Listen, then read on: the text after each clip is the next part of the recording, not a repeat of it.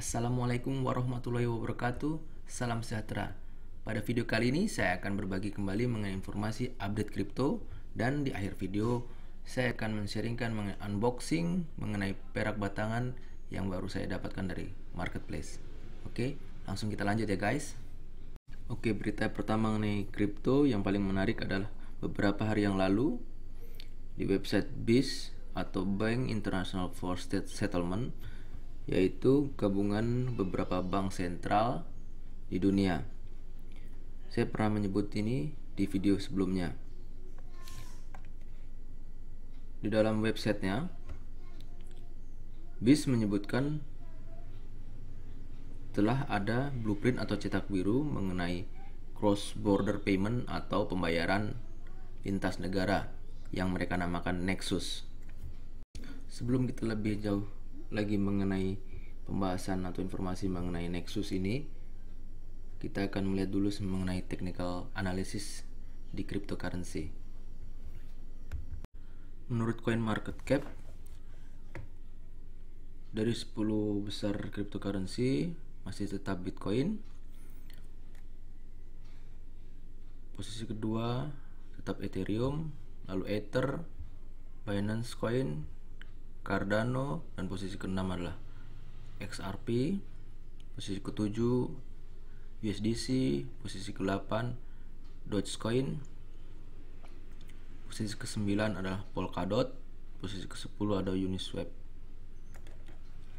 Jika kita berbicara mengenai cryptocurrency, indikator utama yang perlu kita lihat adalah Bitcoin. Karena pergerakan harga Bitcoin menjadi barometer di harga-harga altcoin lainnya. Sesuai video terakhir saya tanggal 21 Juli, di situ saya informasikan bahwa kemungkinan Bitcoin akan melanjutkan pergerakannya kembali.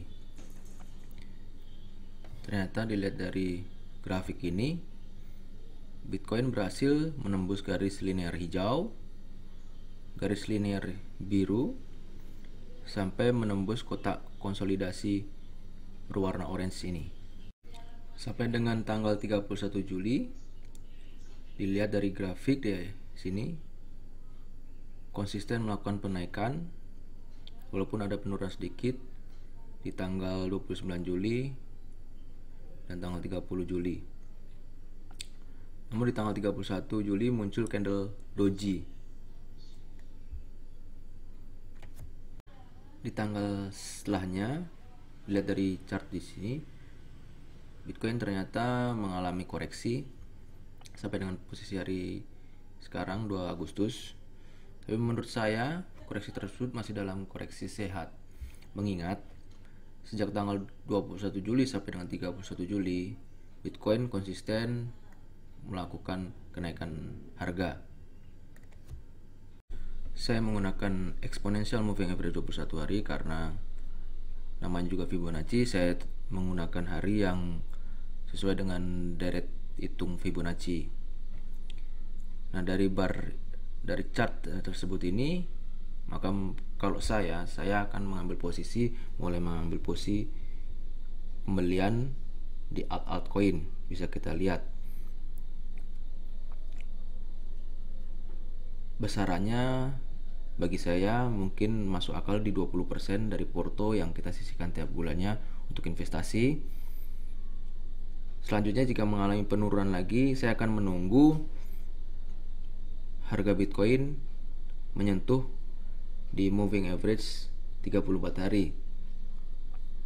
Jika Bitcoin menyentuh moving average 34 hari, maka akan saya mulai pasang posisi kembali sebesar 30% dari portofolio yang saya sisihkan tiap bulan, baik itu di Bitcoin maupun di altcoin.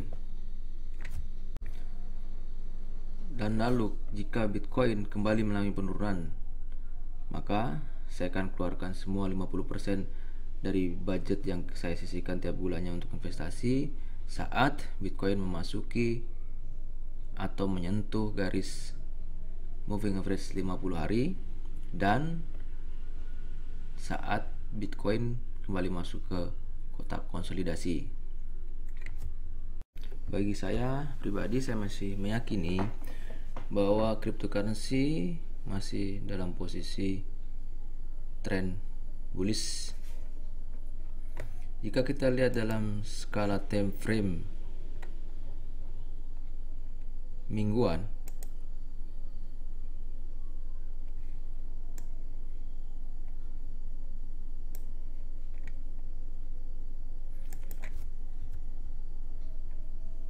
dapat terlihat bahwa Bitcoin sudah melepas dari titik konsolidasi.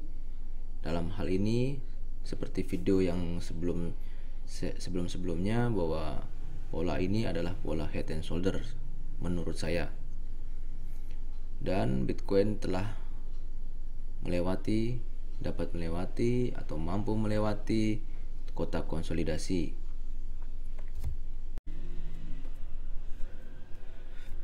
Lalu kembali di awal video tadi, saya akan membicarakan mengenai cetak biru yang telah dikeluarkan oleh BIS atau Bank International of Settlement, di mana Bank Indonesia merupakan salah satu anggotanya. Dengan demikian, Bank Indonesia juga harus mengikuti aturan-aturan atau guideline yang dibuat oleh BIS atau Bank International of Settlement. Cetak biru yang dikeluarkan oleh BIS itu disebut dengan Nexus.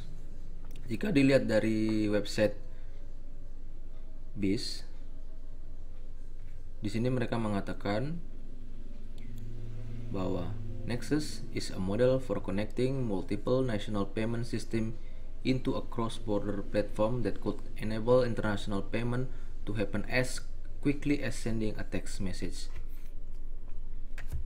Nexus adalah sistem model yang dibuat untuk mengakomodir kecepatan penyelesaian pembayaran lintas negara yang dapat dilakukan secara cepat, secepat kita mengirim teks atau pesan singkat ke orang.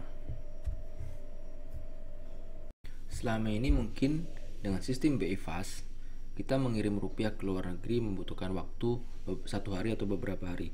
Namun dengan Nexus nantinya, kita dapat mengirim rupiah kita ke luar negeri secara singkat. Nah, peluang apa yang bisa kita ambil dari sini? Ternyata Project Nexus, dilihat dari websitenya, disupport atau didukung oleh Monetary Authority of Singapore dan National Payment Corporation of India. Jika mendengar negara Singapura, cryptocurrency yang ada di pikiran saya adalah XDC dan Ocean Protocol. Jadi dengan adanya blueprint ini, tentu menurut saya kedua koin tersebut akan dapat diuntungkan. Jadi strategi saya akan lebih melihat mengenai perkembangan dua koin ini dan akan melakukan posisi buy secara bertahap. Baik, sekarang kita lanjut ke unboxing perak. Jadi setiap bulan saya berusaha untuk menyisihkan dari penghasilan saya untuk mengkonvert nilai rupiah yang saya dapatkan menjadi perak. Kenapa? Karena seperti yang di video sebelumnya saya memberitahu bahwa untuk menjaga nilai aset kita harus mengkonvert nilai rupiah yang tidak mempunyai nilai intrinsik ke dalam komoditas, dalam hal ini perak yang mempunyai nilai intrinsik. Perak ini saya dapatkan dari seller di Instagram dengan nama Deborah Silver 123. Nanti saya akan tuliskan di deskripsi video ini. Nah, perak apa yang saya beli? Kita lihat. Saya membeli perak e-silver